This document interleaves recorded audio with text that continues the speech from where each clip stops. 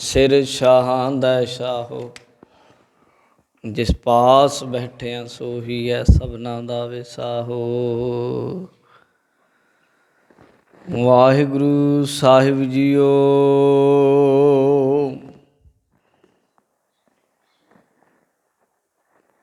राग मलार महला पंजवा। चौपदे घर दूजा।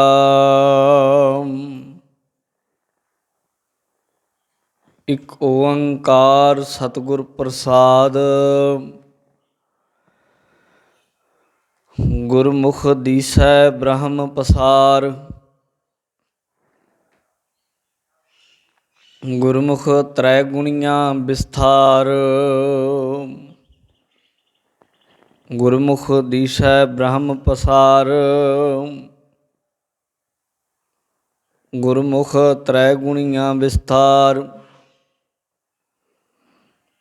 गुरमुख नाद वेद विचार।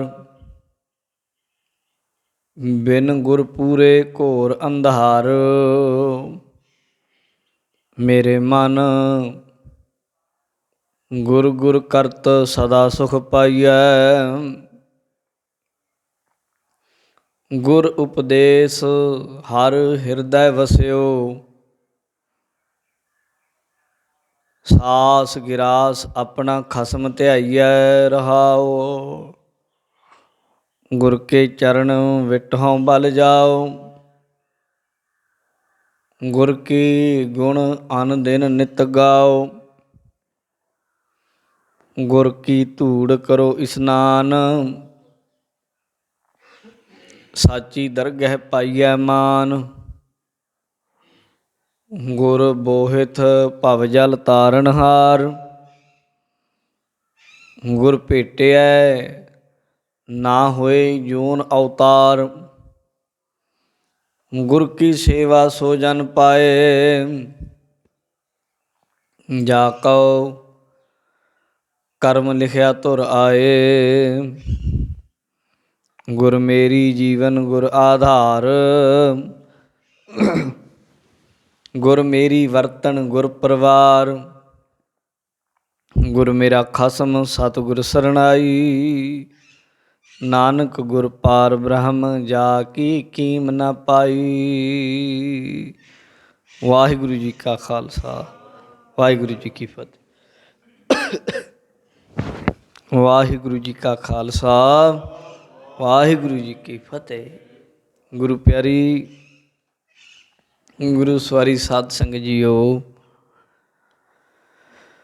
अज का जो पावन शब्द आप जी ने सुनिया है, ਇਹ ਪਵਿੱਤਰ ਸ਼ਬਦ ਗੁਰੂ ਗ੍ਰੰਥ ਸਾਹਿਬ ਜੀ ਦੇ ਪਾਵਨ ਪਵਿੱਤਰ ਅੰਗ 1270 ਅੰਗ ਉੱਤੇ ਸੁਭਾਇਮਾਨ ਹੈ।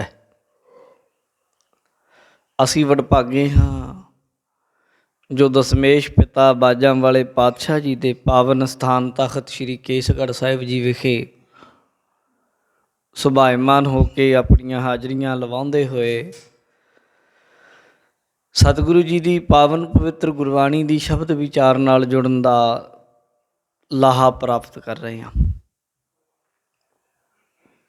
ਅੱਜ ਦਾ ਪਾਵਨ ਸ਼ਬਦ ਰਾਗ ਮਲਾਰ ਮਹੱਲਾ ਪੰਜਵਾ। ਮਲਾਰ ਰਾਗ ਦੇ ਅੰਦਰ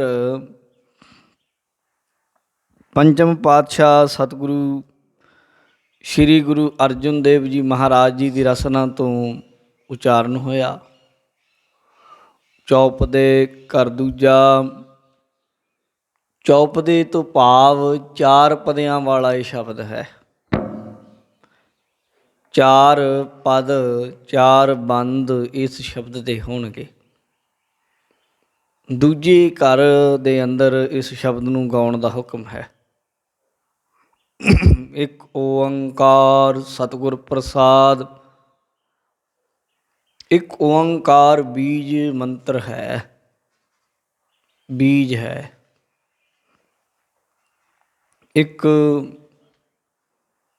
ਇੱਕ ਅਦਵੈਤਵਾਦੀ ਹੈ। ਇੱਕ ਦਾ ਅਰਥ ਜਿਹੜਾ ਇੱਕੋ ਹੀ ਹੈ, ਜਿਹਦੇ ਬਰਾਬਰ ਦੂਜਾ ਕੋਈ ਹੈ ਨਹੀਂ। ਓੰਕਾਰ। ਓੰਕਾਰ ਦੇ ਅਰਥ ਬਹੁਤ ਕੀਤੇ ਆ ਵਿਦਵਾਨਾਂ ਨੇ, ਪਰ ਸੁਣਿਓ ਥੋੜ੍ਹਾ ਜਿਹਾ ਧਿਆਨ ਨਾਲ। ਓੰਕਾਰ ਦੇ ਅਰਥ ਬੜੇ ਕੀਤੇ ਆ, ਪਰ ਬਹੁਤ ਅਰਥ ਕਰਨ ਤੋਂ ਬਾਅਦ ਵੀ ਓੰਕਾਰ ਨੂੰ ਇਹ ਆਖਿਆ ਜਾਂਦਾ ਵੀ ਇਹ ਅਰਥਾਂ ਲਈ ਸ਼ਬਦ ਨਹੀਂ, ਇਹ ਧੁਨੀ ਹੈ। ਇਹ ਉਹ ਧੁਨੀ ਹੈ ਜਿਸ ਤੋਂ ਸੰਸਾਰ ਦੀ ਪੈਦਾਇਸ਼ ਹੋਈ, ਦੁਨੀਆ ਦੀ ਆਰੰਭਤਾ ਹੋਈ। ਓੰਕਾਰ ਉਤਪਾਤੀ, ਕੀਆ ਦਿਨਸ ਸਭ ਰਾਤੀ। ਜਦੋਂ ਓਨਮ ਅੱਖਰ ਦੀ ਵਿਚਾਰ ਕੀਤੀ ਜਾਂਦੀ ਹੈ ਤੇ ਫਿਰ ਇੰਨੀ ਗਹਿਰੀ ਤੋਂ ਗਹਿਰੀ ਵਿਚਾਰ ਹੈ ਕਿ ਜਦੋਂ ਗੁਰੂ ਨਾਨਕ ਦੇਵ ਸਾਹਿਬ ਦੀ ਬਾਣੀ ਪੜ੍ਹਦੇ ਹਾਂ, ਦੱਖਣੀ ਰਾਮਕਲੀ ਰਾਗ ਦੇ ਅੰਦਰ ਰਾਮਕਲੀ ਦੱਖਣੀ ਓੰਕਾਰ,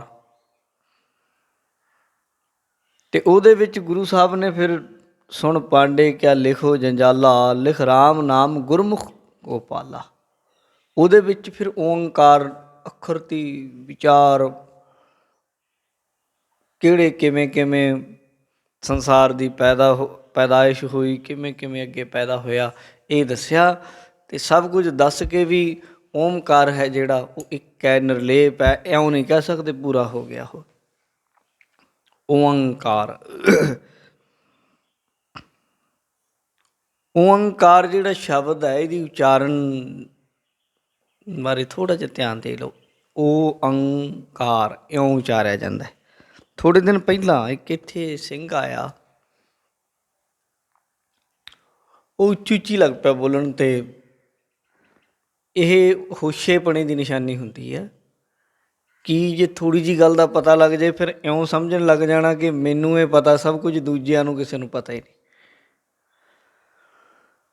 ਉੱਥੇ ਖੜ੍ਹਾ ਅਤੇ ਚਾਰ ਸਿੰਘਾਂ ਨੂੰ ਉੱਚੀ ਜਿਹੀ ਬੋਲ ਕੇ ਜੇ ਲੱਗਿਆ ਬੋਲਣ, ਕਹਿੰਦਾ ਤੁਹਾਨੂੰ ਪਤਾ ਓੰਕਾਰ ਕਿਉਂ ਕਹਿੰਦੇ ਆ ਇਹਨੂੰ, ਅੱਖਰ ਨੂੰ? ਲਿਖਿਆ ਤੇ ਊੜੇ ਦਾ ਮੂੰਹ ਖੁੱਲ੍ਹਾ ਹੈ। ਓੰਕਾਰ ਕਿਉਂ ਕਹਿੰਦੇ ਆ? ਸਿੰਘ ਸਾਡੇ ਬੜੇ ਸਿਆਣੇ ਹੈ, ਕਈ ਦੇਖ ਲੈਂਦੇ ਬੰਦੇ ਇੱਕ ਬੰਦੇ ਨੂੰ ਵੀ ਇਹ ਬੰਦੇ ਨਾਲ ਵਿਚਾਰ ਨਹੀਂ, ਇਹ ਤਾਂ ਸਿੰਘ ਫਸਾਉਣ ਆਇਆ। ਉਹਨਾਂ ਨੇ ਪਾਸਾ ਵੱਟ ਲਿਆ। ਪਰ ਧਿਆਨ ਦੇ ਲਿਓ, ਕਈ ਵਾਰੀ ਤੁਹਾਨੂੰ ਵੀ ਕੋਈ ਪੁੱਛ ਲੈਂਦਾ ਹੈ। ਉਂਝ ਇਹ ਸ਼ਬਦ ਦਾ ਜਿਹੜਾ ਉਚਾਰਨ ਹੈ, ਪੁਰਾਤਨ ਜਦੋਂ ਉਪਨਿਸ਼ਦਾਂ ਤੋਂ ਪੜ੍ਹਦੇ ਹਾਂ ਜਾਂ ਉੱਥੇ ਫਿਰ ਓਮ ਆਉਂਦਾ, ਓਮ,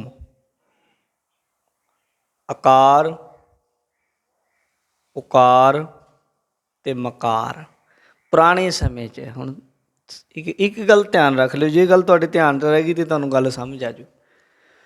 ਪੁਰਾਣੇ ਟਾਈਮਾਂ 'ਚ ਜਦੋਂ 35 ਅੱਖਰੀ ਜਾਂ ਮੁਹਾਰਨੀ ਪੜ੍ਹਾਈ ਜਾਂਦੀ ਸੀ, ਉਦੋਂ ਇੱਕ ਇੱਕ ਅੱਖਰ ਦੇ ਪਿੱਛੇ ਕਾਰ ਧੁਨੀ ਲਾਈ ਜਾਂਦੀ ਸੀ। ਜਦੋਂ ਪੜ੍ਹਾਇਆ ਜਾਂਦਾ ਸੀ ਕੱਕਾ ਅਤੇ ਉਹਨੂੰ ਕਿਹਾ ਜਾਂਦਾ ਸੀ ਕਕਾਰ, ਖੱਖਾ ਪੜ੍ਹਾਇਆ ਜਾਣਾ ਅਤੇ ਕਹਿਣਾ ਖਕਾਰ, ਗੱਗਾ ਪੜ੍ਹਾਇਆ ਜਾਣਾ ਅਤੇ ਕਹਿਣਾ ਗਕਾਰ। ਜਾਣੀ ਕੱਕੇ ਅੱਖਰ ਦੀ ਕਾਰ, ਕਾਰ ਹੁੰਦੀ ਆ ਲਾਈਨ, ਲਿਖਤ। ਕਾਰ ਸ਼ਬਦ ਤਾਂ ਲਾਇਆ ਜਾਂਦਾ ਵੀ ਇਹ ਜਦੋਂ ਥੱਲੇ ਲਿਖਿਆ ਹੋਇਆ ਨਾ, ਕਿਉਂਕਿ ਉਹ ਕਾਰ ਲਾਈਨ ਕੱਢੀ ਗਈ, ਲਿਖਿਆ ਗਿਆ, ਉਹ ਥੱਲੇ ਲਿਖਿਆ ਗਿਆ। ਇੱਕ ਹੁੰਦੀ ਹੈ ਧੁਨੀ, ਧੁਨੀ ਦਾ ਉਚਾਰਨ ਨਾਲ ਸੰਬੰਧ ਹੈ, ਕਾਰ ਦਾ ਜਿਹੜਾ ਲਿਖਣ ਨਾਲ ਸੰਬੰਧ ਹੁੰਦਾ, ਲਿਖਤੀ ਰੂਪ 'ਚ। ਧੁਨੀ ਕਾਰਾਂ ਨੂੰ ਪਹਿਚਾਣ ਕੇ, ਚਿੰਨ੍ਹ ਨੂੰ ਪਹਿਚਾਣ ਕੇ ਫਿਰ ਧੁਨੀ ਨਿਕਲੂਗੀ ਤੁਹਾਡੇ ਮੂੰਹ 'ਚੋਂ। ਇਸ ਲਈ ਪੁਰਾਣੇ ਵਿਦਵਾਨਾਂ ਨੇ ਜਦੋਂ ਊੜਾ ਕਹਿਣਾ ਅਤੇ ਉਹਦੇ ਨਾਲ ਊਕਾਰ ਸ਼ਬਦ ਕਹਿੰਦੇ ਸਨ, ਊਕਾਰ।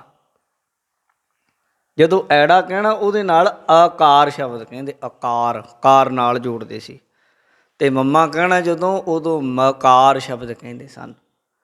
ਤਦੇ ਤੁਸੀਂ ਪੁਰਾਤਨ ਸਾਹਿਤ, ਭਾਰਤੀ ਸਾਹਿਤ ਦੇ ਅੰਦਰ ਓਮ ਜਿੱਥੇ ਕਹਿੰਦੇ ਉੱਥੇ ਓਮਕਾਰ ਸ਼ਬਦ ਵੀ ਉਹਦੇ ਨਾਲ ਪੁਰਾਤਨ ਉਪਨਿਸ਼ਦਾਂ ਵਿੱਚ ਪੂਰਨ ਓਮਕਾਰ ਪੜ੍ਹਿਆ ਜਾਂਦਾ ਹੈ। ਗੁਰੂ ਗ੍ਰੰਥ ਸਾਹਿਬ ਦੇ ਅੰਦਰ ਮਾਂ ਜਿਹੜਾ ਉਹ ਜਿਹੜੀ ਟਿੱਪੀ ਹੈ, ਟਿੱਪੀ 5 ਅੱਖਰਾਂ ਤੋਂ ਬਣੀ ਹੁੰਦੀ ਹੈ। ਧਿਆਨ ਦੇ ਲਿਓ ਪਹਿਲਾਂ, ਇਹ ਥੋੜ੍ਹੀ ਜਿਹੀ ਵਿਆਕਰਨ ਦੀ ਗੱਲ ਹੈ। ਆਮ ਤੌਰ 'ਤੇ ਆਪਾਂ ਯਤਨ ਕਰੀਦਾ ਵੀ ਥੋੜ੍ਹਾ ਜਿਹਾ ਘੱਟ ਇਹ ਘੋਟਿਆ ਜਾਵੇ, ਕਿਉਂਕਿ ਖੁਸ਼ਕ ਗੱਲਾਂ ਨੇ ਇਹ, ਬਹੁਤੀਆਂ ਇਹਨਾਂ ਦਾ ਇੰਨਾ ਅਧਿਆਤਮਿਕ ਤੌਰ 'ਤੇ ਇਹਨਾਂ ਦੇ ਵਿੱਚ ਰਸ ਨਹੀਂ ਹੁੰਦਾ, ਪਰ ਫਿਰ ਵੀ ਕਈ ਵਾਰੀ ਕਈ ਗੱਲਾਂ ਆ ਜਾਂਦੀਆਂ, ਪਤਾ ਹੋਣੀਆਂ ਚਾਹੀਦੀਆਂ। ਟਿੱਪੀ ਹੈ ਜਿਹੜੀ, ਉਹ ਸੰਸਕ੍ਰਿਤ ਦਾ ਇੱਕ ਸੂਤਰ ਹੈ। ਜਦੋਂ ਤੁਸੀਂ ਸਿਧਾਂਤ ਕੌਮਦੀ ਜਾਂ ਲਘੂ ਸਿਧਾਂਤ ਕੌਮਦੀ ਪੜ੍ਹਦੇ ਹੋ, ਵਿਆਕਰਨ ਦਾ ਸਭ ਤੋਂ ਪੁਰਾਤਨ ਔਰ ਉਹਨਾਂ ਦਾ ਕਹਿ ਲਓ ਕਿ ਮਾਨ ਜਿਹਦਾ ਬਹੁਤ ਸਤਿਕਾਰ ਹੈ, ਉਹ ਗ੍ਰੰਥ ਹੈ ਪਾਣਨੀ ਰਿਸ਼ੀ ਜੀ ਦਾ, ਅੱਗੇ ਮੰਨਦੇ ਆ ਉਹਨੂੰ। ਪਾਣਨੀ ਜੀ ਜਦੋਂ ਮਹੇਸ਼ਵਰ ਸੂਤਰ ਲਿਖਦੇ ਆ, 14 ਸੂਤਰ ਹੈ ਜਿਹੜੇ, ਉਹਨਾਂ ਵਿੱਚੋਂ ਇੱਕ ਸੂਤਰ ਹੀ ਆ ਉਹਨਾਂ ਦਾ, ਕਿਹੜਾ, ਉਹਨੂੰ ਸੂਤਰ ਨੂੰ ਕਹਿੰਦੇ ஞਣਨਮ, ஞਣਨਮ ਇਉਂ ਪੜ੍ਹਿਆ ਜਾਂਦਾ ਉਹ। ਇਹਦੇ ਵਿੱਚ 5 ਅੱਖਰ ਆ ਜਾਂਦੇ, ਜਿਹਨੂੰ ਅਸੀਂ ਨਾਸਕੀ ਅੱਖਰ ਕਹਿੰਦੇ ਹਾਂ, ঙ, ඤ, ਣਾਣਾ, ਨੰਨਾ ਅਤੇ ਮੰਮਾ। ਮੰਮਾ ਅੱਖਰ ਬੁੱਲਾਂ 'ਤੇ ਆ ਗਿਆ, ਮੰਮਾ ਉੱਤੇ ਨੂੰ ਜਾਓ, ਥੱਲੋਂ ਉੱਤੇ ਨੂੰ ਜਦੋਂ ਬਾਹਰ ਆ ਗਿਆ, ਬਿਲਕੁਲ ਬਾਹਰ ਆ ਗਿਆ ਮੰਮਾ, ਬਾਹਰ ਹੋਠਾਂ 'ਤੇ ਆ ਗਿਆ। ਉਦੋਂ ਉੱਤੇ ਚੱਲ ਜਾਓ, ਫਿਰ ਨੰਨਾ ਆ ਗਿਆ, ਨਾਸਕੀ ਹੈ, ਉਹ ਜੀਭ 'ਤੇ ਚੱਲ ਗਿਆ, ਨੰਨਾ, ਨੰਨਾ ਦੰਤੀ ਅੱਖਰ ਹੈ ਇਹ, ਜੀਭ 'ਤੇ ਦੰਦ। ਫਿਰ ਨਾਣਾ, ਫਿਰ ਨਾਣਾ ਅੱਖਰ ਆ ਗਿਆ। ਨਾਣਾ ਅੱਖਰ ਉਲਟ ਜੀਭੀ ਹੈ, ਤਾਲਵੀ ਅੱਖਰ ਹੈ। ਫਿਰ ඤ ਅਤੇ ਫਿਰ ঙ ਬਿਲਕੁਲ ਬਰੀਕ ਹੈ, ඤ ਉਦੋਂ ਥੋੜ੍ਹਾ ਜਿਹਾ ਮੋਟਾ ਹੈ। ਜਦੋਂ ਇਹਨਾਂ ਨੂੰ ਸਿੱਧੇ ਤੌਰ 'ਤੇ ਪੜ੍ਹਾਂਗੇ, ਕਵਰਗ 'ਚੋਂ, ਚਵਰਗ 'ਚੋਂ, ਪਵਰਗ 'ਚੋਂ, ਤਵਰਗ 'ਚੋਂ, ਅਤੇ ਇਸ ਤਰੀਕੇ ਦੇ ਨਾਲ ਇਹ ਵਰਗਾਂ ਦੇ ਵਿੱਚ ਵੰਡੇ ਹੋਏ ਆ। ਫਿਰ ਸਭ ਤੋਂ ਪਹਿਲਾਂ ਬਰੀਕ ਬਿਲਕੁਲ ঙ ਅੱਖਰ ਹੈ, ਬਿਲਕੁਲ ਥੱਲੋਂ ਤਾਲੂਏ ਦੇ ਬਹੁਤ ਬਰੀਕ, ਜੋ ਸਾਡਾ ਸਭ ਤੋਂ ਨਰਮ ਹਿੱਸਾ ਹੈ ਅੰਦਰ ਗਲੇ ਦੇ ਵਿੱਚ, ਉੱਥੋਂ ਨਿਕਲਦੀ ਆਵਾਜ਼। ਫਿਰ ඤ ਥੋੜ੍ਹਾ ਜਿਹਾ ਮੋਟਾ ਹੋ ਜਾਂਦਾ ਹੈ, ਫਿਰ ਨਾਣਾ ਥੋੜ੍ਹਾ ਜਿਹਾ ਹੋਰ ਮੋਟਾ ਹੋ ਜਾਂਦਾ ਹੈ, ঙ, ඤ, ਨਾਣਾ, ਫਿਰ ਨੰਨਾ ਹੋਰ ਮੋਟਾ ਹੋ ਜਾਂਦਾ, ਫਿਰ ਮੰਮਾ 'ਤੇ ਬਿਲਕੁਲ ਬਾਹਰੀ ਹੋ ਜਾਂਦਾ ਹੈ। ਇਹ 5 ਦੇ 5 ਅੱਖਰ, ਇਹਨਾਂ ਤੋਂ ਟਿੱਪੀ ਬਣਾਈ ਗਈ ਹੈ। ਇਹਨਾਂ ਦੇ ਅੰਤਰ ਭਾਵ ਟਿੱਪੀ ਆ ਜਾਂਦੀ, ਟਿੱਪੀ ਦੇ ਅੰਤਰ ਭਾਵ ਇਹ ਆ ਜਾਂਦੇ ਆ, ਅੰਤਰ ਭਾਵ ਹੁੰਦੇ ਆ ਇਹ। ਅਤੇ ਜਦੋਂ ਤੁਸੀਂ ਓਅੰ ਕਹਿੰਦੇ ਹੋ ਨਾ, ਓਅੰ, ਉਹਦੇ ਵਿੱਚ ਮੰਮਾ ਆਉਂਦਾ ਹੈ। ਸਾਡਾ ਉਚਾਰਨ ਓਅੰ ਹੈ, ਓਮ ਨਹੀਂ ਹੈ ਸਾਡਾ। ਸਾਡੇ ਜੋ ਗੁਰੂ ਗ੍ਰੰਥ ਸਾਹਿਬ ਦੀ ਬਾਣੀ ਵਿੱਚ ਓਅੰਕਾਰ ਵੀ ਲਿਖਿਆ। ਚਲੋ ਕਿਤੇ ਕਿਤੇ ਓਮਕਾਰ ਦੀ ਗੱਲ ਵੀ ਆਉਂਦੀ, ਓਨਮ ਵੀ ਲਿਖਿਆ, ਪਰ ਜੋ ਸਾਡੇ ਗੁਰੂ ਘਰ ਦੇ ਵਿੱਚ ਮੰਨਿਆ ਗਿਆ ਉਹ ਓਅੰ ਹੈ। ਜਦੋਂ ਓਅੰ ਆ ਗਿਆ, ਊੜਾ ਮੂੰਹ ਖੁੱਲ੍ਹਾ, ਓਅੰ, ਅਤੇ ਪਿੱਛੇ ਕਾਰ, ਅਤੇ ਤੁਹਾਨੂੰ ਦੱਸੇ ਦਿੱਤਾ ਵੀ ਕਾਰ ਅਤੇ ਅੱਖਰ ਦੇ ਪਿੱਛੇ ਲੱਗਣੀ ਹੈ। ਮੰਮਾ ਹੈ ਅਤੇ ਉਹਦੇ ਪਿੱਛੇ ਵੀ ਕਾਰ ਲੱਗਣੀ ਹੈ, ਨੰਨਾ ਉਹਦੇ ਪਿੱਛੇ ਵੀ ਨਕਾਰ ਲੱਗਣੀ ਸੀ, ਮੰਮਾ ਸੀ ਅਤੇ ਉਹਦੇ ਪਿੱਛੇ ਮਕਾਰ ਲੱਗਣੀ ਸੀ, ਤਾਂ ਕਰਕੇ ਓਅੰਕਾਰ ਕਹੀਦਾ ਇਹਨੂੰ, ਸਮਝ ਲੱਗਣੀ ਚਾਹੀਦੀ ਹੈ। ਇਹ ਧਿਆਨ ਰੱਖੋ ਵੀ ਇੱਕ ਪਰਮਾਤਮਾ ਇੱਕ ਹੈ, ਓਅੰਕਾਰ, ਉਹ ਸਰਬ ਪ੍ਰਕਾਸ਼ਕ, ਸਰਬ ਵਿਆਪਕ, ਸਭ ਨੂੰ ਬਣਾਉਣ ਵਾਲਾ। ਇਹਦੇ ਜਾਣੀ ਅਰਥ ਕੀਤੇ ਵਿਦਵਾਨਾਂ ਨੇ, ਪਰ ਥੋੜ੍ਹੇ ਅਰਥ ਹੈ ਇਹ, ਬਹੁਤ ਜ਼ਿਆਦਾ ਨਹੀਂ, ਕਿਉਂਕਿ ਓਅੰਕਾਰ ਧੁਨੀ ਉਹ ਧੁਨੀ ਹੈ ਜੀ ਤੋਂ ਸਭ ਸੰਸਾਰ ਜਗਤ ਦਾ, ਗਿਆਨ ਦਾ, ਵਿਗਿਆਨ ਦਾ, ਸਭ ਦਾ ਪ੍ਰਕਾਸ਼ ਹੋਇਆ। ਪ੍ਰਕਾਸ਼ਿਤ ਹੈ, ਅਤੇ ਪ੍ਰਕਾਸ਼ ਨੂੰ ਸ਼ਬਦਾਂ ਨਾਲ ਨਹੀਂ ਕਿਹਾ ਜਾ ਸਕਦਾ, ਪ੍ਰਕਾਸ਼ ਨੂੰ ਦਿਮਾਗ ਨਾਲ ਨਹੀਂ ਕਿਹਾ ਜਾ ਸਕਦਾ। ਪ੍ਰਕਾਸ਼ ਸਭ ਤੋਂ ਤੇਜ਼ ਜੇ ਕਿਸੇ ਦੀ ਰਫਤਾਰ ਹੈ, ਅਤੇ ਪ੍ਰਕਾਸ਼ ਦੀ ਰਫਤਾਰ ਹੈ, ਬਿਜਲੀ ਤੋਂ ਵੀ ਜ਼ਿਆਦਾ ਤੇਜ਼, ਹਵਾ ਤੋਂ ਵੀ ਜ਼ਿਆਦਾ ਤੇਜ਼, ਹਰੇਕ ਚੀਜ਼ ਤੋਂ ਜ਼ਿਆਦਾ ਤੇਜ਼ ਪ੍ਰਕਾਸ਼ ਹੈ। ਅਤੇ ਪ੍ਰਕਾਸ਼ਵਾਨ, ਪ੍ਰਕਾਸ਼ ਦਾ ਪੁੰਜ ਹੈ ਓਅੰਕਾਰ ਅੱਖਰ ਹੈ ਜਿਹੜਾ, ਸਮਝ ਲੱਗ ਗਈ। ਸਤਿਗੁਰ ਪ੍ਰਸਾਦ, ਉਹ ਓੰਕਾਰ ਜੋ ਸਾਰੀ ਦੁਨੀਆ ਨੂੰ ਬਣਾਉਣ ਵਾਲਾ ਇੱਕੋ ਹੀ ਵਾਹਿਗੁਰੂ ਹੈ, ਉਹ ਸਤਿਗੁਰ ਪ੍ਰਸਾਦ, ਉਹ ਸਤਿਗੁਰੂ ਦੀ ਪ੍ਰਸਾਦ ਕਹੀਏ ਕਿਰਪਾ ਤੋਂ ਪ੍ਰਾਪਤ ਹੁੰਦਾ ਹੈ। ਇਹ ਮੰਗਲ ਆ ਗਿਆ। ਅੱਗੇ ਆ ਗਿਆ ਸ਼ਬਦ ਗੁਰਮੁਖ ਦੀਸੈ ਬ੍ਰਹਮ ਪਸਾਰ। ਹੁਣ ਅੱਗੇ ਸ਼ਬਦ ਵੱਲ ਲਾ ਲਈਏ ਥੋੜ੍ਹਾ ਜਿਹਾ ਦਿਮਾਗ। ਗੁਰੂ ਅਰਜਨ ਦੇਵ ਜੀ ਕਹਿੰਦੇ ਗੁਰਮੁਖ ਦੀਸੈ ਬ੍ਰਹਮ ਪਸਾਰ। ਜਦੋਂ ਕੋਈ ਗੁਰਮੁਖ ਬਣ ਜਾਂਦਾ ਹੈ ਜਾਂ ਗੁਰੂ ਦੀ ਸ਼ਰਣੀ ਪੈਂਦਾ ਹੈ, ਫਿਰ ਉਹ 'ਤੇ ਇਹ ਬਖਸ਼ਿਸ਼ ਹੁੰਦੀ ਦੀਸੈ ਬ੍ਰਹਮ ਪਸਾਰ। ਉਹਨੂੰ ਸਾਰੇ ਪਸਾਰੇ ਦੇ ਵਿੱਚ ਬ੍ਰਹਮ ਪਰਮਾਤਮਾ ਵਿਆਪਕ ਦਿਸਦਾ ਹੈ। ਜਦੋਂ ਪਰਮਾਤਮਾ ਵਿਆਪਕ ਸਾਰਿਆਂ 'ਚ ਦਿਸਣ ਲੱਗ ਜਾਏ, ਫਿਰ ਬੰਦਾ ਕਿਸੇ ਨਾਲ ਬੇਈਮਾਨਾ, ਧੋਖਾ, ਠੱਗੀ, ਨਫ਼ਰਤ ਨਹੀਂ ਕਰ ਸਕਦਾ। ਕਿਹਦੇ ਨਾਲ ਕਰੇ? ਕਿਉਂਕਿ ਜਦੋਂ ਦਿਖਦੇ ਹੀ ਸਾਰੇ ਆਪਣੇ ਆ, ਜਿਹਨੂੰ ਬੰਦਾ ਆਪਣਾ ਸਮਝਦਾ ਉੱਥੇ ਫਿਰ ਗਰਜ, ਬੇਈਮਾਨੀ, ਧੋਖਾ ਨਹੀਂ ਰਹਿੰਦਾ। ਆਪਣੇ ਦੇ ਲਈ ਕੁਝ ਕਰ ਗੁਜ਼ਰਨ ਦੀ ਬੰਦੇ ਦੇ ਅੰਦਰ ਤਮੰਨਾ ਹੁੰਦੀ, ਜਜ਼ਬਾ ਹੁੰਦਾ, ਉਹਦੇ ਤੋਂ ਸਾਧ ਸੰਗਤ ਉਹਨੂੰ ਲੁੱਟਣ ਦਾ ਨਹੀਂ ਹੁੰਦਾ। ਗੁਰਮੁਖ ਹੁੰਦਾ ਹੈ ਜਿਹੜਾ, ਉਹਨੂੰ ਸਾਰੇ ਪਾਸੇ ਦੀਸੈ ਬ੍ਰਹਮ ਪਸਾਰ, ਉਹਨੂੰ ਸਾਰੇ ਪਾਸੇ ਬ੍ਰਹਮ ਦਾ ਹੀ ਪਸਾਰਾ ਦਿਖਦਾ। ਸਿਰਫ ਜਿਹੜਾ ਚੱਕਰ ਹੈ, ਇਹ ਸਾਨੂੰ ਜਿਹੜਾ ਫਰਕ ਲੱਗਦਾ ਨਾ, ਇਹਨੂੰ ਭੇਦ ਭਰਮ ਕਹਿੰਦੇ ਆ। ਪਹਿਲਾ ਭਰਮ ਹੈ ਇਹ, ਆਪਣੇ ਤੋਂ ਵੱਖਰਾ ਦੇਖਣਾ। ਇਹ ਇਉਂ ਸਮਝ ਲਓ, ਇਹਨੂੰ ਵਿਦਵਾਨ ਜਨ ਇਉਂ ਕਹਿੰਦੇ ਆ ਜਿਵੇਂ ਸ਼ੀਸ਼ਾ ਅਤੇ ਬੰਦਾ ਖੁਦ, ਦਰਪਣ ਅਤੇ ਬੰਦਾ। ਸਾਹਮਣੇ ਸ਼ੀਸ਼ਾ ਹੋਵੇ, ਸ਼ੀਸ਼ੇ ਦੇ ਬਿਲਕੁਲ ਸਾਹਮਣੇ ਖੜ੍ਹੇ ਹੋਈਏ ਅਤੇ ਸਾਨੂੰ ਲੱਗਦਾ ਵੀ ਕੋਈ ਹੋਰ ਹੈ।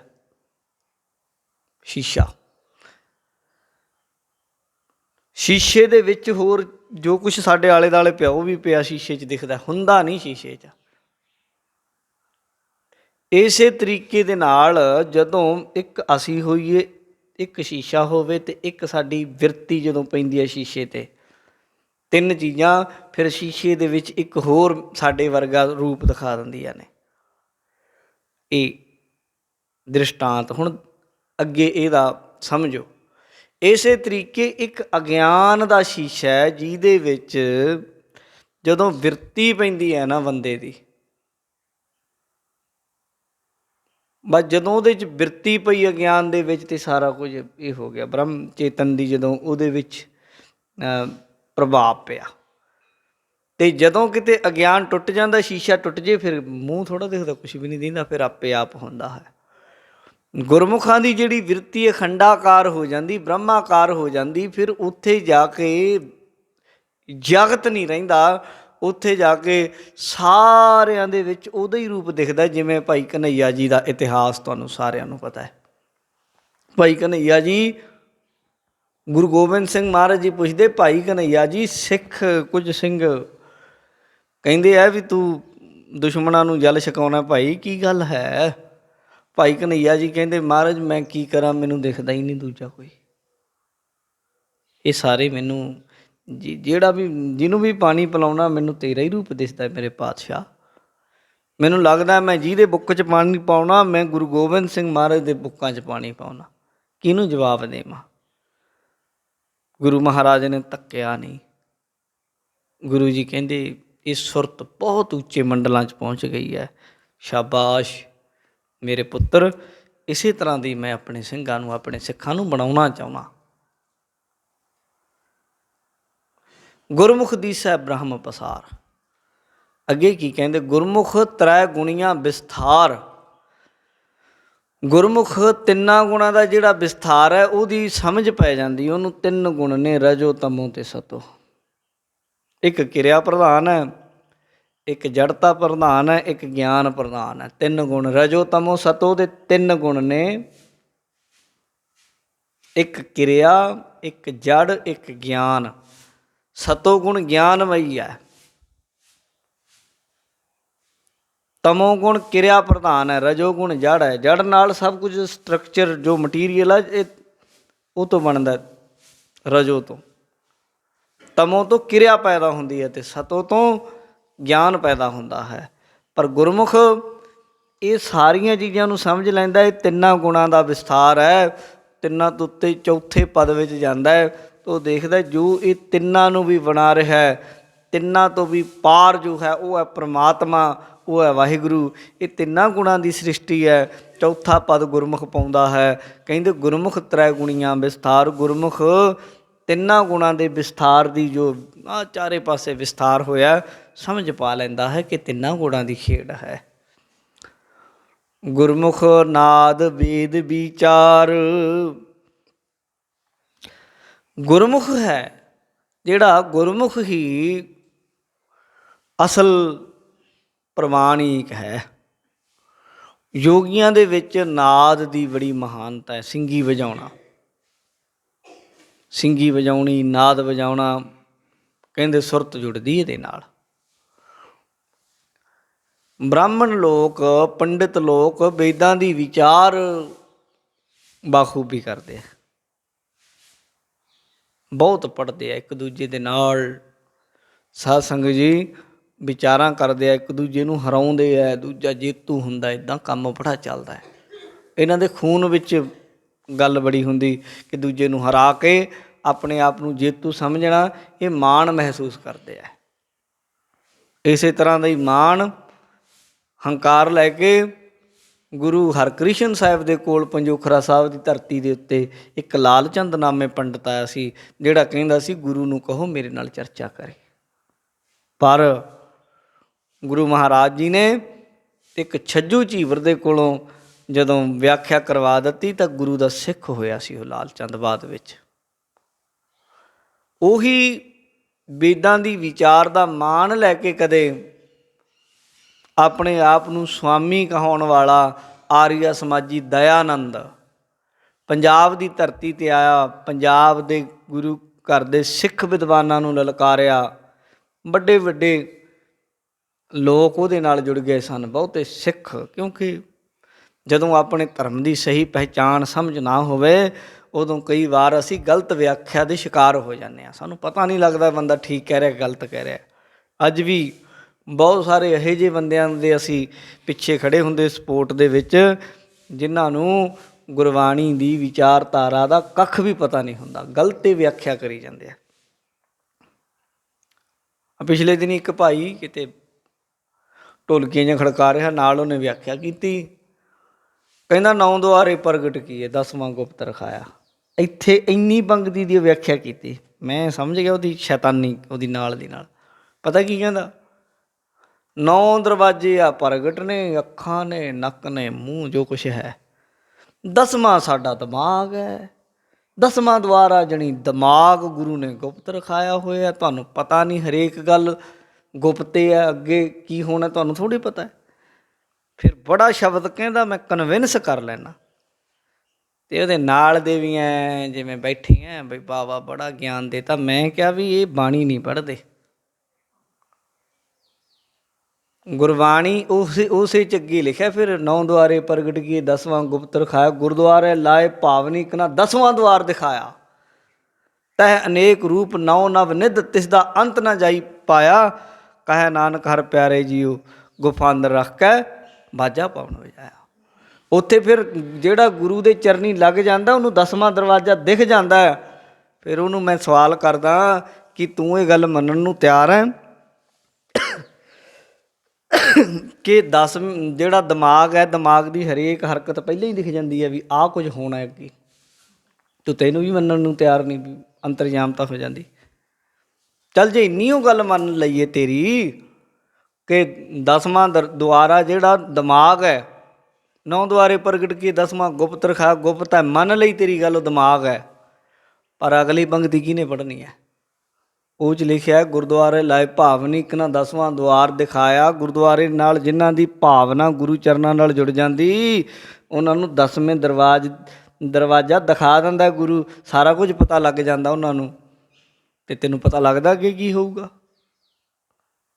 ਇਸ ਤਰ੍ਹਾਂ ਦੀਆਂ ਭੈੜੀਆਂ ਕੁਤਰਕਾਂ ਵਿਤਰਕਾਂ ਔਰ ਬਹੁਤ ਹੇਠਲੇ ਦਰਜੇ ਦੀਆਂ ਵਿਆਖਿਆ, ਉਹਨਾਂ ਦੇ ਵਿੱਚ ਜਾ ਕੇ ਜਦੋਂ ਅਸੀਂ ਫਸਦੇ ਹਾਂ ਉਹਦਾ ਕਾਰਨ ਹੁੰਦਾ ਸਾਡੀ ਅਗਿਆਨਤਾ। ਉਹ ਦਇਆਨੰਦ ਆਇਆ ਇੱਥੇ, ਉਹ ਪੰਜਾਬ ਵਿੱਚ ਆਇਆ, ਉਹਨੇ ਆ ਕੇ ਲਲਕਾਰਾ ਮਾਰਿਆ ਗੁਰੂ ਘਰ ਦੇ ਵਿਦਵਾਨਾਂ ਨੂੰ, ਸਿੱਖਾਂ ਨੂੰ। ਅਤੇ ਪਹਿਲਾਂ ਤਾਂ ਛੋਟੀ ਮੋਟੀ ਚਰਚਾ ਜੀ ਕਰਦਾ ਰਿਹਾ, ਜਿੱਥੇ ਕੋਈ ਜਿਹੜੇ ਘਰਾਂ ਦੇ ਵਿੱਚ ਕੰਮ ਕਰਨ ਵਾਲੇ ਹੈ ਜਾਂ ਆਪਣੀ ਕਿਰਤ ਵਿਰਤ ਕਰਨ ਵਾਲੇ ਸਿੱਖ, ਅਤੇ ਉਹ ਬੜੇ ਚੰਗੇ ਹੈ। ਪਰ ਆ ਚਰਚਾਵਾਂ ਕਰਨਾ ਕੰਮ ਕੁਛ ਹੋਰ ਹੁੰਦਾ।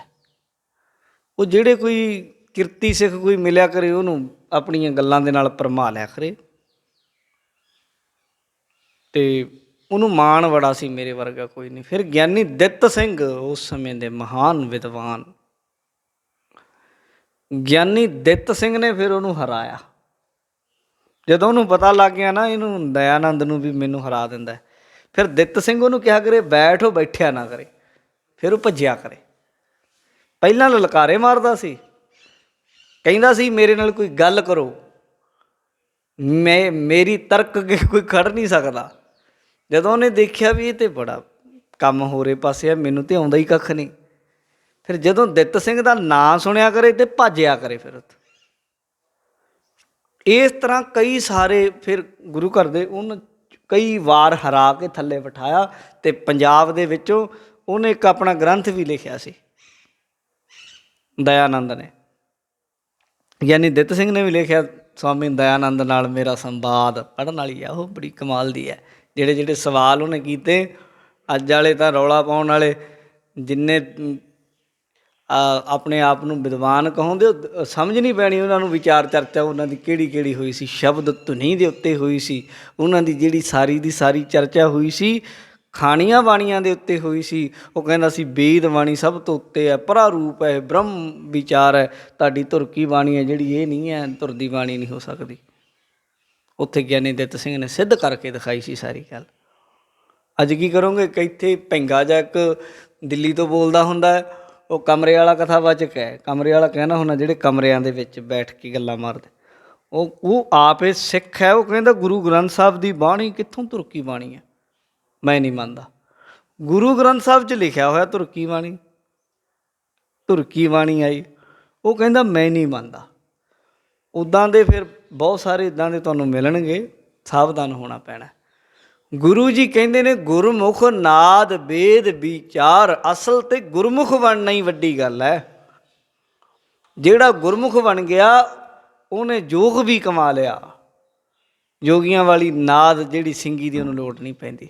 ਜਿਹੜਾ ਗੁਰਮੁਖ ਬਣ ਗਿਆ ਉਹਨੂੰ ਵਿਚਾਰ ਵੀ ਆਉਣ ਲੱਗ ਪਈ। ਉਹ ਪੰਡਤਾਂ ਦੀ ਤਰ੍ਹਾਂ ਦੂਜੇ ਨੂੰ ਨੀਵੇਂ ਦਿਖਾਉਣ ਵਾਲੀ ਵਿਚਾਰ ਨਹੀਂ, ਉਹ ਜ਼ਿੰਦਗੀ ਦੀ ਅਸਲ ਵਿਚਾਰ, ਅਸਲ ਸੂਤਰ ਨੂੰ ਸਮਝ ਜਾਂਦਾ ਹੈ ਕਿ ਅਸਲ ਕੀ ਹੈ। ਇਹੀ ਗੱਲ ਹੈ, ਜਿਹਨੂੰ ਸਮਝ ਲੱਗ ਗਈ ਉਹੀ ਸਭ ਤੋਂ ਉੱਤਮ। ਬਿਨ ਗੁਰ ਪੂਰੇ ਘੋਰ ਅੰਧਾਰ, ਪੂਰੇ ਗੁਰੂ ਤੋਂ ਬਿਨਾਂ ਭਾਵੇਂ ਸਿੰਗੀਆਂ ਵਜਾਈ ਜਾਓ, ਭਾਵੇਂ ਵੇਦਾਂ ਦੀ ਵਿਚਾਰ ਕਰੀ ਜਾਓ, ਜੋ ਮਰਜ਼ੀ ਕਰੀ ਜਾਓ। ਗੁਰੂ ਅਰਜਨ ਦੇਵ ਮਹਾਰਾਜ ਜੀ ਕਹਿੰਦੇ ਬਿਨ ਗੁਰ ਪੂਰੇ ਘੋਰ ਅੰਧਾਰ, ਘੋਰ ਬਹੁਤ ਜ਼ਿਆਦਾ ਹਨੇਰਾ, ਗਾੜਾ ਹਨੇਰਾ ਅਗਿਆਨਤਾ ਦਾ, ਜਿੱਥੇ ਆਪਣੇ ਹੱਥ ਪੈਰ ਵੀ ਨਹੀਂ ਦਿਖਦੇ, ਉਹ ਘੋਰ ਹਨੇਰੇ ਦੇ ਵਿੱਚ ਜੀਵ ਫਿਰ ਰਿਹਾ, ਉਹ ਅਗਿਆਨਤਾ ਬਿਨਾਂ ਗੁਰੂ ਤੋਂ। ਅੱਜ ਗੁਰੂ ਅੰਗਦ ਦੇਵ ਸਾਹਿਬ ਜੀ ਦਾ ਪ੍ਰਕਾਸ਼ ਪੁਰਬ ਹੈ। 1504 ਦੇ ਵਿੱਚ ਮਤੇ ਦੀ ਸਰਾਂ ਜਾਂ ਨਾਂਗੇ ਦੀ ਸਰਾਂ ਉਦੋਂ ਕਹਿੰਦੇ ਸਨ, ਉੱਥੇ ਗੁਰੂ ਜੀ ਦਾ ਪ੍ਰਕਾਸ਼ ਹੋਇਆ। ਬਾਬਾ ਫੇਰੂ ਮੱਲ ਜੀ ਦੇ ਗ੍ਰਹਿ ਵਿਖੇ।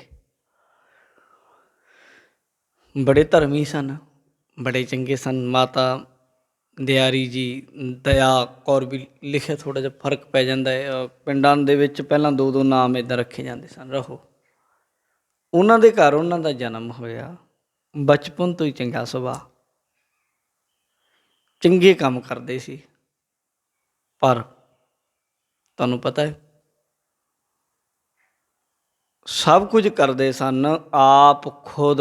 ਪ੍ਰੋਫੈਸਰ ਸਾਹਿਬ ਸਿੰਘ ਹੋਣਾ ਦੀ ਇੱਕ ਪੁਸਤਕ ਹੈ ਗੁਰੂ ਪਾਤਸ਼ਾਹ ਜੀ ਦੇ ਜੀਵਨ ਦੇ ਉੱਤੇ, ਦੂਜੇ ਪਾਤਸ਼ਾਹ ਤੋਂ ਲੈ ਕੇ 9ਵੇਂ ਪਾਤਸ਼ਾਹ ਤੱਕ ਦੇ ਜੀਵਨ ਦੇ ਉੱਤੇ ਉਹਨਾਂ ਦੀ ਹੈ ਜੀਵਨੀ। ਉਹਦੇ ਵਿੱਚੋਂ ਲਿਖਦੇ ਆ, ਉਹ ਮੈਂ ਤਾਂ ਪ੍ਰੋਫੈਸਰ ਸਾਹਿਬ ਸਿੰਘ ਦਾ ਹਵਾਲਾ ਦਿੱਤਾ ਹੈ। ਜਿਹੜੇ ਬੰਦੇ ਪ੍ਰੋਫੈਸਰ ਸਾਹਿਬ ਸਿੰਘ ਨੂੰ ਕੋਟ ਕਰਦੇ ਆ, ਉਹੀ ਇਹਨਾਂ ਗੱਲਾਂ ਦਾ ਵਿਰੋਧ ਕਰਦੇ ਆ, ਕਿਉਂਕਿ ਮੈਨੂੰ ਪਤਾ ਉਹਨਾਂ ਨੇ ਪ੍ਰੋਫੈਸਰ ਸਾਹਿਬ ਸਿੰਘ ਵੀ ਨਹੀਂ ਪੜ੍ਹਿਆ ਹੋਇਆ। ਗੱਲ ਆ ਨਾ, ਮੈਂ ਤਾਂ ਉਹਨਾਂ ਨੂੰ ਕਿਤੇ ਕਿਤੇ ਸਲਾਹ ਦਿੰਦਾ ਹੁੰਦਾ ਵੀ ਕਮ ਸੇ ਕਮ ਭਰਾਵੋ ਜਿਹਦੀ ਤੁਸੀਂ ਓਟ ਲੈ ਰਹੇ ਉਹਨੂੰ ਤਾਂ ਪੜ੍ਹ ਲਓ ਕਮ ਸੇ ਕਮ, ਤੁਸੀਂ ਤਾਂ ਉਹਦਾ ਹੀ ਵਿਰੋਧ ਕਰੀ ਜਾਂਦੇ। ਪ੍ਰੋਫੈਸਰ ਸਾਹਿਬ ਸਿੰਘ ਉਹਦੇ ਪੁਸਤਕ ਵਿੱਚ ਇਤਿਹਾਸ ਵਿੱਚ ਲਿਖਦੇ ਆ, ਉਹ ਬਾਕੀ ਵੀ ਲਿਖਦੇ ਆ, ਪਰ ਮੈਂ ਉਹ ਆਧੁਨਿਕ ਵਿਦਵਾਨ ਸੀਗੇ, ਉਹਨਾਂ ਦਾ ਜਾਣੀ ਹਵਾਲਾ ਦੇਣ ਵਾਲੇ ਇਹਨਾਂ ਗੱਲਾਂ ਦਾ ਜਾਣ ਕੇ ਕਿਸੇ ਨਾ ਕਿਸੇ ਤਰੀਕੇ ਵਿਰੋਧ ਕਰਦੇ। ਵਿਰੋਧ ਵੀ ਕੀ, ਉਹਨਾਂ ਨੂੰ ਵਿਰੋਧ ਵੀ ਨਹੀਂ ਕਰਨਾ ਆਉਂਦਾ, ਕਾਰਨ ਉਹਨਾਂ ਨੂੰ ਹੁੰਦਾ ਵੀ ਦੂਜੇ ਨੂੰ ਨੀਵਾਂ ਦਿਖਾਉਣਾ, ਗੱਲ ਆ ਹੈ, ਹੋਰ ਕੁਛ ਨਹੀਂ ਹੁੰਦਾ ਉਹਨਾਂ ਦੇ। ਆਪ ਕੁਛ ਨਹੀਂ ਕਰਦੇ, ਆਪ ਉਹਨਾਂ ਦੀ ਕਿਤੇ ਵਿਆਖਿਆ ਨਹੀਂ ਤੁਹਾਨੂੰ ਮਿਲੂਗੀ, ਕਿਸੇ ਸ਼ਬਦ ਦੀ ਵਿਚਾਰ ਨਹੀਂ ਤੁਹਾਨੂੰ ਮਿਲੂਗੀ ਵੀ ਕਰਦੇ ਹੋਣਗੇ, ਕਿਤੇ ਇਹ ਨਹੀਂ ਮਿਲੂਗੀ ਵੀ ਉਹਨਾਂ ਗੁਰੂ ਗ੍ਰੰਥ ਸਾਹਿਬ ਦੀ ਕਥਾ ਕਰ ਰਹੇ ਆ ਬੈਠੇ ਬਈ ਚੰਗੀ ਵਿਚਾਰ ਦੇ ਰਹੇ। ਉਹ ਟੰਕਣਾਂ ਉਡਾਉਣੀਆਂ ਹੁੰਦੀਆਂ ਕਿਤੇ ਨਾ ਕਿਤੇ ਪੁੱਠੇ ਪਾਸੇ, ਜਿਹੜਾ ਕੰਮ ਕਰ ਰਿਹਾ ਉਹਨੂੰ ਕਰਨ ਨਹੀਂ ਦੇਣਾ। ਇਹ ਗੱਲ ਜ਼ਰੂਰ ਹੈ, ਜਦੋਂ ਬੰਦਾ ਕੰਮ ਕਰਦਾ ਕਿਤੇ ਨਾ ਕਿਤੇ ਕੋਈ ਨਾ ਕੋਈ ਗਲਤੀ ਹੁੰਦੀ ਹੈ। ਜਿੰਨਾ ਤੁਸੀਂ ਬੋਲੀ ਜਾਓਗੇ ਉਨੀਆਂ ਗਲਤੀਆਂ ਹੋਈ ਜਾਣਗੀਆਂ। ਜੇ ਚੁੱਪ ਕਰਕੇ ਬਹਿ ਜਾਓ ਤਾਂ ਕੀ ਗਲਤੀ ਹੋਊਗੀ, ਜ਼ੁਬਾਨ ਖੋਲ੍ਹਣੀ ਉਹਨੇ। ਇਸ ਲਈ ਉਚਾਰਨ ਵਿੱਚ ਮਾੜਾ ਮੋਟਾ ਕਿਤੇ ਨਾ ਕਿਤੇ ਗੱਲ ਹੁੰਦੀ, ਪਰ ਸਿਧਾਂਤ ਦਾ ਧਿਆਨ ਰੱਖਣਾ ਪੈਂਦਾ ਹੁੰਦਾ ਵੀ ਸਿਧਾਂਤ, ਤੁਸੀਂ ਤਾਂ ਸਿਧਾਂਤ 'ਤੇ ਤੋੜੀ ਮਰੋੜੀ ਜਾਂਦੇ ਹੋ, ਜਿੰਨਾ ਕੁ ਤੁਸੀਂ ਬੋਲਦੇ ਸਿਧਾਂਤ ਦੇ ਖਿਲਾਫ ਬੋਲਦੇ। ਪਰ ਮੈਂ ਤਾਂ ਬੇਨਤੀ ਕਰਦਾ ਕਮ ਸੇ ਕਮ ਜਿਨ੍ਹਾਂ ਮਹਾਂਪੁਰਸ਼ਾਂ ਦਾ, ਵਿਦਵਾਨਾਂ ਦਾ ਨਾਂ ਤੁਸੀਂ ਲੈਂਦੇ ਉਹਨਾਂ ਦੀ ਲਾਜ ਰੱਖ ਲਓ। ਉਹ ਜਿਹੜੀਆਂ ਚੀਜ਼ਾਂ ਕਮ ਸੇ ਕਮ ਕਹਿੰਦੇ ਸੀ ਉਹਨਾਂ ਨੂੰ ਤਾਂ ਪੜ੍ਹ ਲਿਆ ਕਰੋ। ਉਹ ਲਿਖਦੇ ਆ ਵੀ ਗੁਰੂ ਅੰਗਦ ਦੇਵ ਸਾਹਿਬ ਬਣਨ ਤੋਂ ਪਹਿਲਾਂ ਭਾਈ ਲਹਿਣਾ ਸੀ ਇਹਨਾਂ ਦਾ ਨਾਂ, ਅਤੇ ਇਹ ਪਹਿਲਾਂ ਇਹਨਾਂ ਦੇ ਪਿਤਾ ਜੀ ਦੇਵੀਆਂ ਦੇ ਜਾਂਦੇ ਸਨ, ਫਿਰ ਉਹਨਾਂ ਦੀ ਥਾਂ ਇਹ ਜਾਣ ਲੱਗ ਪਏ। ਉਹ ਲਿਖਦੇ ਆ ਪ੍ਰੋਫੈਸਰ ਸਾਹਿਬ ਸਿੰਘ। ਇਹੀ ਗੱਲ ਅੱਗੇ ਗੁਰੂ ਅੰਗਦ ਦੇਵ ਸਾਹਿਬ ਤੋਂ ਗੁਰੂ ਅਮਰਦਾਸ ਜੀ ਦੇ ਜੀਵਨ 'ਚ ਵੀ ਉਹ ਲਿਖਦੇ ਆ ਵੀ ਇੱਦਾਂ ਰਿਹਾ ਰਹੋ ਵਿਚਾਰ। ਪਰ ਦੇਖੋ ਜਦੋਂ ਗੁਰੂ ਨਾਨਕ ਦੇਵ ਸਾਹਿਬ ਮਹਾਰਾਜ ਸੱਚੇ ਪਾਤਸ਼ਾਹ ਦੇ ਦਰਸ਼ਨ ਹੋਏ, ਦਰਸ਼ਨ ਕਰਨ ਆਏ, ਬਸ ਨਾਲ ਇਹਨਾਂ ਦੇ ਸਾਥੀ ਸੰਗੀ ਸੀ, ਦਰਸ਼ਨ ਕਰਨ ਆਏ, ਮੁੜ ਕੇ ਐਸੀ ਕਲਾ ਵਰਤੀ, ਮੁੜ ਕੇ ਵਾਪਸ ਹੀ ਨਹੀਂ ਗਏ। ਉਹਨਾਂ ਦੇ ਸਾਥੀ ਕਹਿੰਦੇ ਚਲੋ ਅੱਗੇ, ਆਪਾਂ ਅੱਗੇ ਜਾਣਾ। ਟਿਕਾਣੇ 'ਤੇ ਪਹੁੰਚੀ, ਹੱਥ ਜੋੜ ਕੇ ਕਹਿੰਦੇ ਬਸ ਮੈਨੂੰ ਟਿਕਾਣਾ ਮਿਲ ਪਿਆ, ਹੁਣ ਇੱਦੋਂ ਅੱਗੇ ਕੋਈ ਟਿਕਾਣਾ ਨਹੀਂ, ਬਸ ਇੱਥੇ ਹੀ ਅਸਲ ਟਿਕਾਣਾ। ਉਸ ਤੋਂ ਬਾਅਦ ਫਿਰ ਗੁਰੂ ਘਰ ਦੇ ਸੇਵਕ ਬਣੇ। ਲੈਣੇ ਸੀ, ਗੁਰੂ ਨੇ ਆਖਿਆ ਲੈਣ ਆਇਆ, ਅਤੇ ਆਖਰ ਗੁਰੂ ਨੇ ਉਹਨੂੰ ਆਪਣਾ ਸਭ ਕੁਝ ਦੇ ਦਿੱਤਾ, ਆਪਣੇ ਅੰਗ ਨਾਲ ਲਾ ਕੇ ਅੰਗਦ ਬਣਾ ਲਿਆ। ਅਤੇ ਗੁਰੂ ਨੇ ਕਿਰਪਾ ਕੀਤੀ। ਜਿੰਨਾ ਚਿਰ ਗੁਰੂ ਵਾਲਾ ਨਹੀਂ ਕੋਈ ਜੀਵ ਬਣਦਾ, ਬਿਨ ਗੁਰ ਪੂਰੇ ਘੋਰ ਅੰਧਾਰ, ਉਹਨਾਂ ਚਿਰ ਹਨੇਰੇ ਚਾਹੇ ਅਗਿਆਨਤਾ, ਚਾਹੇ ਭਾਵੇਂ ਕੋਈ ਵੀ ਹੈ। ਭਾਵੇਂ ਗੁਰੂ ਅੰਗਦ ਬਣਨ ਤੋਂ ਪਹਿਲਾਂ ਭਾਈ ਲਹਿਣੇ ਦਾ ਜੀਵਨ ਪੜ੍ਹ ਲਓ, ਗੁਰੂ ਅਮਰਦਾਸ ਜੀ ਪੜ੍ਹਨ ਤੋਂ ਪਹਿਲਾਂ ਬਾਬਾ ਅਮਰਦਾਸ ਜੀ ਦਾ ਜੀਵਨ ਪੜ੍ਹ ਲਓ। ਉਹਨਾਂ ਨੇ ਵੀ ਦੇਵੀਆਂ ਦੇ ਵੀ ਜਾਂਦੇ ਰਹੇ, ਆਪਣੇ ਚਾਲੀਆਂ ਲੈ ਕੇ ਵੀ ਜਾਂਦੇ ਰਹੇ, ਪਰ ਜਦੋਂ ਪੂਰਨ ਗੁਰੂ ਦੀ ਸੰਗਤ ਹੋਈ ਅਤੇ ਫਿਰ ਸਾਧ ਸੰਗਤ ਜੀ ਐਸੇ ਸੱਚ ਦੇ ਸੂਰਜ ਬਣੇ ਕਿ ਕੁੱਲ ਦੁਨੀਆ ਨੂੰ ਸਾਧ ਸੰਗਤ ਜੀ ਉਹਨਾਂ ਸੱਚ ਦਾ ਮਾਰਗ ਦਿਖਾਇਆ ਹੈ। ਐਸੇ ਗੁਰੂ ਅੰਗਦ ਦੇਵ ਮਹਾਰਾਜ ਕੀ ਕਹਿੰਦੇ, ਮੇਰੇ ਮਨ ਗੁਰ ਗੁਰ ਕਰਤ ਸਦਾ ਸੁਖ ਪਾਈਐ, ਮੇਰਿਆ ਮਨਾ ਗੁਰੂ ਗੁਰੂ ਕਰਿਆ ਕਰ, ਗੁਰੂ ਦੀ ਸ਼ਰਨ ਵਿੱਚ ਰਿਹਾ ਕਰ, ਗੁਰੂ ਨੂੰ ਇਹ ਵੱਡਾ ਕਿਹਾ ਕਰ, ਗੁਰੂ ਗੁਰੂ ਕਰਿਆ, ਗੁਰੂ ਗੁਰੂ ਗੁਰ ਜਪ ਮਨ ਮੋਰ, ਗੁਰੂ ਬਿਨਾ ਮੈਂ ਨਾਹੀਂ ਹੋਰ, ਗੁਰੂ ਗੁਰੂ ਜਦੋਂ ਤੂੰ ਕਰੇਂਗਾ ਕਹਿੰਦੇ ਸਦਾ ਸੁਖ ਪਾਈਆ, ਤੈਨੂੰ ਸਦਾ ਸੁਖ ਮਿਲੂ।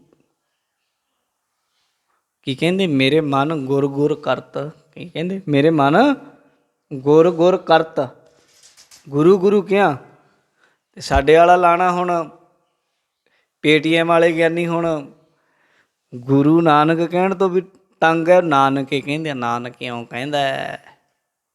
ਦੇਖੋ ਗੁਰਬਾਣੀ ਕੀ ਕਹਿੰਦੀ, ਮੇਰੇ ਮਨ ਗੁਰ ਗੁਰ ਕਰਤ, ਤੂੰ ਕਮ ਸੇ ਕਮ ਗੁਰੂ ਨਾਨਕ 'ਤੇ ਕਹਿ ਲੈ। ਬਾਣੀ ਤੇ ਕਹਿੰਦੀ ਗੁਰ ਗੁਰ ਕਰਤ ਸਦਾ ਸੁਖ ਪਾਈਐ, ਜੇ ਤੂੰ ਗੁਰੂ ਕਹੇਂਗਾ ਸੁਖ ਮਿਲੂਗਾ ਤੈਨੂੰ। ਅਤੇ ਇਹ ਵਿਦਵਾਨ ਕਿੱਦਾਂ ਦੇ, ਇਹ ਕਹਿੰਦੇ ਗੁਰੂ ਕਹਿਣ ਨਾਲ ਥੋੜ੍ਹਾ ਜਿਹਾ ਫਰਕ ਲੱਗਦਾ, ਨਾਨਕ ਕਹਿਣ 'ਚ ਵੱਧ ਪਿਆਰ ਆਉਂਦਾ। ਕਿੱਥੇ ਸੋਚ ਖੜੀ ਇਹਨਾਂ ਦੀ, ਕਿਹੜੀ ਇਹ ਫਿਲਾਸਫੀ ਸੁਣਦੇ ਆ ਜਾਂ ਪੜ੍ਹਦੇ ਆ, ਕਿਹੜੀ ਬਾਣੀ ਦਾ ਇਹ ਪ੍ਰਚਾਰ ਕਰਦੇ ਆ। ਬਾਣੀ ਤੇ ਕਹਿੰਦੀ ਮੇਰੇ ਮਨ ਗੁਰ ਗੁਰ ਕਰਤ। ਹੁਣ ਇਹ ਪੰਗਤੀ 1270 ਅੰਗ 'ਤੇ ਲਿਖੀ ਹੋਈ ਹੈ, ਤੁਸੀਂ ਦਰਸ਼ਨ ਕਰ ਸਕਦੇ, ਆਪਣੇ ਕੋਲੋਂ ਨਹੀਂ ਹੈ ਇਹ। ਅਰਥ ਤੁਹਾਨੂੰ ਸਾਹਮਣੇ ਸਿੱਧੇ ਸਮਝ ਆ ਰਹੇ ਆ। ਮੇਰੇ ਮਨ ਜਿਹੜੀ ਮੇਰਾ ਮਨਾ ਗੁਰ ਗੁਰ ਕਰਤਾ, ਗੁਰੂ ਗੁਰੂ ਕਰਿਆ, ਗੁਰੂ ਗੁਰੂ ਕੀਤਿਆਂ, ਗੁਰੂ ਗੁਰੂ ਆਖਿਆ। ਗੁਰੂ ਦੇ ਸ਼ਬਦ ਨੂੰ ਆਪਣੇ ਹਿਰਦੇ 'ਚ ਵੀ ਵਸਾ ਲੈ, ਗੁਰੂ ਨੂੰ ਆਪਣੀ ਜ਼ੁਬਾਨ 'ਤੇ ਵੀ ਚਾੜ ਲੈ, ਗੁਰੂ ਦੀ ਦੱਸੀ ਹੋਈ ਮਰਿਆਦਾ ਨੂੰ ਆਪਣੇ ਜੀਵਨ 'ਚ ਵੀ ਅਪਣਾ ਲੈ। ਤੇਰੇ ਚਾਰੇ ਪਾਸੇ ਗੁਰੂ ਦੀ ਵਾੜ ਹੋਵੇ, ਗੁਰੂ ਦੀ ਤੇਰੇ ਆਲੇ ਦੁਆਲੇ ਕਹਿ ਲਓ ਕਿ ਜਿਸ ਤਰੀਕੇ ਦੇ ਨਾਲ ਚੌਂਕੀ ਹੋਵੇ, ਚੌਕੀ ਚੌਗਿਰਦ ਹਮਾਰੇ। ਅਤੇ ਮਹਾਰਾਜ ਕਹਿੰਦੇ ਗੁਰੂ ਗੁਰੂ ਕਹਿ ਸਦਾ ਸੁਖ ਪਾਈਏ, ਸਦਾ ਸੁਖ ਮਿਲੇਗਾ। ਜ਼ਕਰੀਆ ਖਾਨ ਵਰਗਿਆਂ ਨੇ ਗੁੜ ਕਹਿਣ 'ਤੇ ਵੀ ਸਾਧ ਸੰਗਤ ਜੀ ਪਾਬੰਦੀ ਲਾਤੀ ਸੀ। ਪੜ੍ਹੋ ਪ੍ਰਾਚੀਨ ਪੰਥ ਪ੍ਰਕਾਸ਼, ਯਾਨੀ ਰਤਨ ਸਿੰਘ ਭੰਗੂ ਲਿਖਦੇ ਆ, ਕਹਿੰਦੇ ਉਹ ਕਹਿੰਦਾ ਇਹਨਾਂ ਨੂੰ ਗੁੜ ਨਾ ਕਹਿਣ ਦਿਓ। ਉਦੋਂ ਪਹਿਲੀ ਸ਼ਬਦ ਯਾਦ ਹੋਇਆ ਗੁੜ ਦਾ। ਕਿਉਂ ਕਹਿੰਦੇ ਜਦੋਂ ਗੁੜ ਕਹਿੰਦੇ ਆ ਉਦੋਂ ਗੁਰੂ ਸ਼ਬਦ ਯਾਦ ਆ ਜਾਂਦਾ ਇਹਨਾਂ ਨੂੰ। ਇਹਨਾਂ ਨੂੰ ਗੁਰੂ ਵੀ ਨਹੀਂ ਯਾਦ ਆਉਣ ਦੇਣਾ। ਗੁਰੂ ਦੇ ਨਾਲ ਜੁੜਦਾ ਸ਼ਬਦ ਗੁੜ ਹੈ ਜਿਹੜਾ, ਉਹ ਵੀ ਬੰਦ ਕਰਵਾ ਦਿੱਤਾ ਸੀ। ਅਤੇ ਸਿੱਖ ਫਿਰ ਵੀ ਗੁਰੂ ਗੁਰੂ ਵਾਹਿਗੁਰੂ ਵਾਹਿਗੁਰੂ ਕਰਦੇ ਸੀ। ਅੱਜ ਦੇ ਸਾਡੇ ਭਾਈ ਨਕਲਾਂ ਲਾਉਂਦੇ ਆ ਵਾਹਿਗੁਰੂ ਵਾਹਿਗੁਰੂ ਕਰਨ ਵਾਲਿਆਂ ਦੀਆਂ। ਕਹਿੰਦੇ ਇਹ ਦੇਖੋ ਖੁਰ ਹੁਰ ਹੁਰ ਕਰਨ ਲੱਗ ਜਾਂਦੇ। ਕਹਿੰਦੇ ਕਿਹੜਾ ਹੁਰ ਹੁਰ ਕੌਣ ਕਰਦਾ? ਕੋਈ ਇੱਕ ਅੱਧਾ ਕਰਦਾ ਹੋਏਗਾ, ਬੇਸਮਝੀ ਹੈ। ਪਰ ਵਾਹਿਗੁਰੂ ਵਾਹਿਗੁਰੂ ਗੁਰੂ ਗੁਰੂ ਗੁਰੂ ਗੁਰੂ ਕਰਨਾ ਮਾੜੀ ਗੱਲ ਥੋੜ੍ਹਾ ਹੈ। ਇਹ ਤਾਂ ਭਲੀ ਗੱਲ ਹੈ। ਮਹਾਰਾਜ ਗੁਰੂ ਅਰਜਨ ਦੇਵ ਜੀ ਕਹਿੰਦੇ ਸਦਾ ਸੁਖ ਪਾਈਆ, ਸਦਾ ਸੁਖ ਮਿਲਦਾ ਹੈ, ਭਲਾ ਇਹਦੇ ਨਾਲ ਹੁੰਦਾ। ਗੁਰ ਉਪਦੇਸ਼ ਹਰ ਹਿਰਦੈ ਵਸਿਓ, ਸਾਸ ਗਿਰਾਸ ਆਪਣਾ ਖਸਮ ਧਿਆਈਐ। ਕਹਿੰਦੇ ਗੁਰ ਉਪਦੇਸ਼ ਹਰ ਹਿਰਦੈ ਵਸਿਓ, ਗੁਰੂ ਦੇ ਉਪਦੇਸ਼ ਨਾਲ ਹੀ ਹਰੀ ਪ੍ਰਮਾਤਮਾ ਹਿਰਦੇ 'ਚ ਵਸਦਾ ਹੈ। ਗੁਰੂ ਦੇ ਉਪਦੇਸ਼ ਬਿਨਾਂ ਵਾਹਿਗੁਰੂ ਹਿਰਦੇ 'ਚ ਵਸ ਨਹੀਂ ਸਕਦਾ। ਸਾਸ ਗਿਰਾਸ ਆਪਣਾ ਖਸਮ ਧਿਆਈਐ, ਹਰੇਕ ਸਾਹ ਦੇ ਨਾਲ, ਹਰੇਕ ਬੁਰਕੀ ਦੇ ਨਾਲ, ਆਉਂਦੇ ਸਾਹ ਨਾਲ, ਜਾਂਦੇ ਸਾਹ ਦੇ ਨਾਲ ਆਪਣੇ ਖਸਮ ਨੂੰ ਧਿਆਓ, ਉਹਨੂੰ ਯਾਦ ਕਰੋ, ਉਹਨੂੰ ਸਿਮਰੋ, ਚੇਤੇ ਕਰੋ। ਵਿਸ਼ਰਾਮ ਦੇ ਕੇ ਸਮਝਾਰੇ ਗੁਰ ਕੇ ਚਰਨ ਵਿਟਹੋਂ ਬਲ ਜਾਓ, ਗੁਰੂ ਦੇ ਚਰਨਾਂ ਤੋਂ ਬਲਿਹਾਰੇ ਜਾਈਏ। ਗੁਰੂ ਜੀ ਦੇ ਚਰਨ ਵੀ ਸਾਧ ਸੰਗਤ ਜੀ ਵਡਭਾਗੇ ਗੁਰਮੁਖਾਂ ਨੂੰ ਮਿਲਦੇ ਆ। ਜਿਹੜਾ ਗੁਰੂ ਦੇ ਚਰਨਾਂ ਨਾਲ ਜੁੜਦਾ ਹੈ ਉਹ ਵੀ ਵੱਡੇ ਭਾਗਾਂ ਵਾਲੇ ਹੈ। ਸਦਾ ਬਲਿਹਾਰੇ ਜਾਓ, ਗੁਰ ਕੇ ਗੁਣ ਅਨ ਦਿਨ ਨਿਤ ਗਾਓ। ਗੁਰੂ ਦੇ ਗੁਣ ਨਿਤ ਗਾਓ, ਨਿਤ ਗਾਓ। ਕਿਉਂ? ਸਤਿਗੁਰ ਗੁਣੀ ਨਿਧਾਨ ਹੈ। ਗੁਰੂ ਵਿੱਚ ਗੁਣ ਹੀ ਗੁਣ ਨੇ, ਦੈਵੀ ਗੁਣ ਨੇ ਗੁਰੂ ਵਿੱਚ। ਕਿਸੇ ਬੰਦੇ ਦੇ ਗੁਣ ਗਾ ਕੇ ਦਿਖਾਓ, ਹਾਂ ਤੀਜੇ ਦਿਨ ਮੁੱਕ ਜਾਣਗੇ, ਪਰ ਗੁਰੂ ਦੇ ਗੁਣ ਨਹੀਂ ਮੁੱਕ ਸਕਦੇ। ਪਰ ਇਹਨਾਂ ਲਾਹਣਤੀਆਂ ਨੇ ਗੁਰੂ ਨੂੰ ਵੀ ਆਪਣੇ ਵਰਗਾ ਬਣਾਉਣਾ ਸ਼ੁਰੂ ਕਰਤਾ। ਇਹ ਕਹਿੰਦੇ ਆਮ ਬੰਦਾ ਗੁਰੂ। ਜਦੋਂ ਦੇਖਿਆ ਹੁਣ ਪੈਸੇ ਜੇ ਮੁੱਕਦੇ ਜਾਂਦੇ, ਲੋਕੀ ਸਮਝਣ ਲੱਗ ਗਏ ਸੱਚਾਈ, ਉਦੋਂ ਫਿਰ ਚੱਕ ਕੇ ਢੋਲਕੀਆਂ ਲੱਗ ਪਏ, ਬਾਜਾਂ ਵਾਲਿਆ ਲਿਖਾਂਗੀ ਸਿਫਤ ਤੇਰੀ। ਪਹਿਲਾਂ ਤਾਂ ਤੂੰ ਕਹਿੰਦਾ ਸੀ ਵੀ ਗੁਰੂ ਆਮ ਬੰਦਾ, ਹੁਣ ਸਿਫਤ ਲਿਖਾਂਗਾ ਕੀ? ਕਾਗਜ਼ ਕਲਮ ਤੋਂ ਤੇਰਾ ਕਾਰ ਵੱਡਾ। ਹੁਣ ਕਰੀ ਕੀ ਜਾਂਦੇ ਹੋ ਤੁਸੀਂ? ਇਹ ਲੋਕਾਂ ਨੂੰ ਬੇਵਕੂਫ ਸਮਝਦੇ ਤੁਸੀਂ। ਕਦੇ ਗੁਰੂ ਨੂੰ ਆਮ ਇਨਸਾਨ, ਕਦੇ ਆਪਣੇ ਆਪ ਨੂੰ ਖਾਸ ਇਨਸਾਨ, ਅਤੇ ਕਦੇ ਜਦੋਂ ਦੇਖਿਆ ਵੀ ਲੋਕ ਹੁਣ ਸਮਝਣ ਲੱਗ ਪਏ ਵੀ ਗੱਲ ਕੁਝ ਹੋਰ ਆ, ਉੱਧਰ ਨੇ ਟਿਊਨ ਜੀ ਬਦਲ ਲਈ। ਤੁਸੀਂ ਕਿਹੜਾ ਪਖੰਡ ਫੜਿਆ? ਇੱਕ ਗੱਲ ਧਿਆਨ ਰੱਖੋ, ਗੁਰੂ ਕਿਉਂ ਸਿੱਖੋ, ਗੁਰ ਕੇ ਗੁਣ ਅਨ ਦਿਨ ਨਿਤ ਗਾਓ। ਭਾਵੇਂ ਜਿਹੜਾ ਮਰਜ਼ੀ ਸਾਹਮਣੇ ਆ ਜਾਏ, ਅਸੀਂ ਆਪਣੇ ਗੁਰੂ ਦੇ ਗੁਣ ਗਾਉਣੇ ਹੀ ਆ। ਸਾਡਾ ਗੁਰੂ ਰੱਬ ਹੈ ਸਾਡੇ ਲਈ ਬਸ। ਭਾਈ ਨੰਦ ਲਾਲ ਕਹਿੰਦਾ ਬਰਦੋ ਆਲਮ ਸ਼ਾਹ ਗੁਰੂ ਗੋਬਿੰਦ ਸਿੰਘ। ਭਾਈ ਨੰਦ ਲਾਲ ਜੀ ਕਹਿੰਦੇ ਮੇਰੇ ਲਈ ਦੋਵੇਂ ਜਹਾਨਾਂ ਦਾ ਬਾਲੀ ਜੇ ਕੋਈ ਹੈ ਤੇ ਗੁਰੂ ਗੋਬਿੰਦ ਸਿੰਘ ਹੈ। ਭਾਈ ਨੰਦ ਲਾਲ ਜੀ ਕਹਿੰਦੇ ਇਸ ਲਈ ਗੁਰੂ ਦੇ ਗੁਣ ਗਾਓ। ਗੁਰ ਕੀ ਧੂੜ ਕਰੋ ਇਸ਼ਨਾਨ, ਗੁਰੂ ਦੀ ਧੂੜੀ ਮਿਲ ਜਾਏ ਉਹਦੇ ਨਾਲ ਇਸ਼ਨਾਨ ਕਰ ਲਓ। ਆਮ ਬੰਦੇ ਦੀ ਧੂੜੀ ਨਾਲ ਤੁਸੀਂ ਕਰ ਸਕਦੇ ਇਸ਼ਨਾਨ? ਜੇ ਗੁਰੂ ਆਮ ਹੈ ਫਿਰ ਗੁਰੂ ਦੀ ਧੂੜੀ 'ਚ ਕੀ ਹੈ? ਗੁਰੂ ਦੀ ਧੂੜੀ ਵੀ ਆਮ ਹੀ ਹੋ ਗਈ ਫਿਰ। ਪਰ ਜੇ ਗੁਰੂ ਅਰਜਨ ਦੇਵ ਜੀ ਕਹਿੰਦੇ ਗੁਰ ਕੀ ਧੂੜ ਕਰੋ ਇਸ਼ਨਾਨ, ਜੇ ਗੁਰੂ ਦੇ ਚਰਨਾਂ ਨਾਲ ਲੱਗੀ ਹੋਈ ਧੂੜੀ ਵੀ ਪਵਿੱਤਰ ਹੈ ਅਤੇ ਫਿਰ ਆਪੇ ਇੰਨੀ ਕੁ ਅਕਲ ਤੋਂ ਤਾਂ ਕੰਮ ਅਸੀਂ ਲੈ ਸਕਦੇ ਹਾਂ ਕਿ ਉਹ ਗੁਰੂ ਦੇ ਚਰਨ ਕਿੰਨੇ ਕੁ ਪਵਿੱਤਰ ਹੋਣਗੇ ਜਿਨ੍ਹਾਂ ਨਾਲ ਲੱਗੀ ਹੋਈ ਧੂੜੀ ਵੀ ਪਵਿੱਤਰ ਹੋ ਗਈ। ਜਿਹਨੂੰ ਗੁਰੂ ਅਰਜਨ ਦੇਵ ਜੀ ਕਹਿੰਦੇ ਮੂੰਹ ਮੱਥੇ ਤੇ ਲਾਓ, ਇਸ਼ਨਾਨ ਕਰੋ। ਇਹ ਤੇ ਮਜ਼ਾਕ ਕਰਦੇ ਆ ਧੂੜੀ ਲਾਉਣ ਵਾਲਿਆਂ ਨੂੰ, ਕਹਿੰਦੇ ਲੈ ਕੱਪ ਭਰ ਕੇ ਪਾ ਦਿਓ, ਜਿਹੜਾ ਕੋਈ ਆਖੇ ਧੂੜੀ 'ਚ ਇਸ਼ਨਾਨ ਕਰੋ ਉਹਦੇ ਸਿਰ 'ਚ ਕੱਪ ਪਾ ਦਿਓ। ਕਹਿੰਦੇ ਲੈ ਦੇਖੋ, ਓਹੋ ਵਾਹਿਗੁਰੂ ਸੱਚੇ ਪਾਤਸ਼ਾਹ, ਹੇ ਧੰਨ ਗੁਰੂ ਗੋਬਿੰਦ ਸਿੰਘ ਮਹਾਰਾਜ, ਕੀ ਹੋ ਗਿਆ ਸਾਡੇ ਬੰਦਿਆਂ ਨੂੰ? ਕਿੱਧਰ ਨੂੰ ਚੱਲ ਗਈ ਇਹ ਸੋਚ, ਕਿੱਧਰ ਨੂੰ ਚਲੀ ਗਈ ਇਹ ਵਿਚਾਰ, ਕਰੀ ਕੀ ਜਾਂਦੇ ਆ ਉਹ ਤੇ ਜਿਹੜੇ ਪਿੱਛੇ ਡੋਰੂ ਵਜਾਈ ਜਾਂਦੇ ਆ ਵੀ ਵਾਹ ਵਾਹ ਵਾਹ ਵਾਹ, ਉਹ ਬਾਣੀ ਪੜ੍ਹਦੇ ਨਹੀਂ। ਉਹ ਮੈਨੂੰ ਪੱਕਾ ਪਤਾ ਹੈ, ਮੈਨੂੰ ਪੱਕਾ ਅੰਦਾਜ਼ਾ ਉਹਨਾਂ ਦਾ। ਜੇ ਬਾਣੀ ਪੜ੍ਹਦੇ ਹੋਣ ਉਹਨਾਂ ਨੂੰ ਆਹ ਪੰਗਤੀਆਂ ਨਾ ਆਉਣਗੀਆਂ, ਉਹਨਾਂ ਦੇ ਅੱਗੇ ਨਹੀਂ ਆਉਣਗੀਆਂ। ਉਹ ਕਿਹੜਾ ਉਹਨਾਂ ਤੋਂ ਸਾਹਮਣੇ ਕਿਹੜਾ ਲੁਕ ਜਾਂਦੀਆਂ ਪੰਗਤੀਆਂ। ਪਰ ਮਹਾਰਾਜ ਕਹਿੰਦੇ ਗੁਰ ਕੀ ਧੂੜ ਕਰੋ ਇਸ਼ਨਾਨ, ਗੁਰੂ ਦੀ ਧੂੜੀ ਨਾਲ ਇਸ਼ਨਾਨ ਕਰੀਦਾ ਹੈ। ਮੁੱਖ ਮਸਤਕ ਲੱਗ ਜਾਏ, ਕਿਸਮਤ ਬਦਲ ਦਿੰਦੀ ਬੰਦੇ ਦਾ।